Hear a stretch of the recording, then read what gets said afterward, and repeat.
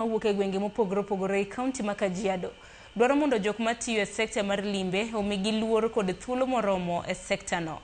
Gimedo lero ni onego jokanyo e sekta no luw chike manokete higa mar 2025 mayango ratichgi. Ka giloso e nyasi mar twak ewi ratiche ma bende gintiere godo e sekta mar limbe. Gilero ni kata obedo ni chik oyango ni ratichgi kamano, piny owacho kaachiel koda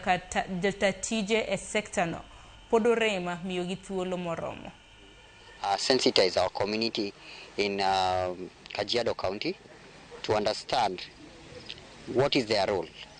how can they participate meaningfully, how can they get involved with other stakeholders like the tourism sector, the hospitality sector,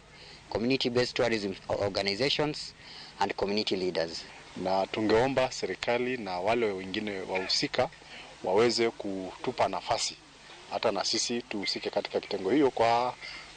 sababu ya kipato, kwa sababu hata sisi tuna nafasi yetu hapo katika jamii, hakuna mahali hatuna nafasi. So many tourists come in Kenya and in our county, so we need to take this opportunity and also ask our county government to also have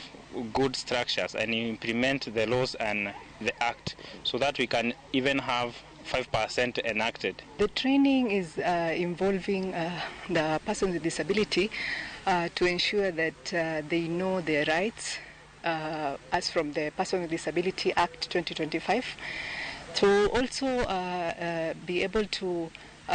be involved in tourism ecosystem as business people, as employees, and also as tour